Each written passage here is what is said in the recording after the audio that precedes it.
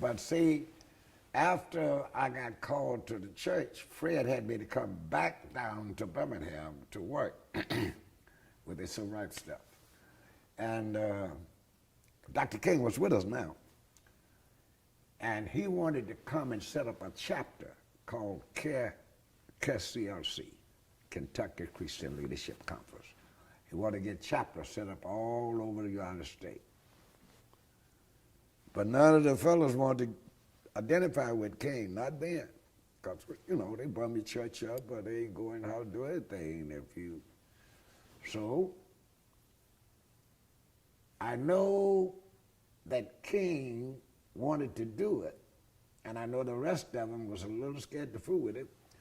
So I told him, I said, look, I'm gonna get you in, down in the basement on, this is on 1425 Bland Street. I said, I'm gonna bring you in. I don't know whether it was Kenneth Smith, I don't know who was the mayor at that time. But I went to him and told him, I said, look, Dr. King is fit to come to Louisville. And you really don't want nothing to happen to him in Louisville. So whoever the mayor, I can't remember, I don't know if it was Kenneth Smith or O'Connell, who, but he told me, he said, how you know he coming? I said, well, he gonna be here, he coming. He said, hey, wait a minute. Go down there and I can't think of the man's name. He was the mayor's chauffeur. He drove the limousine for the mayor. Tall, light-skinned, and I can't think Black of it. man. Black man, but he was the chauffeur. He said, tell him to go out there and get him. So we went to the airport in the limousine, the mayor's limousine, brought him up on the hill, slipped him in, down in the basement. When D.E. King at Zion.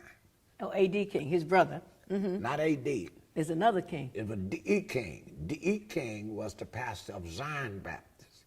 When he found out that King had been in Louisville, and that little Elliott, who won't follow no rules and regulations, he said, we better line up with it. So I never was able to get King to come back to King's Solomon no more. It was either D.E. King or Bottoms at Green Street and the rest All of the bigger churches. The bigger churches.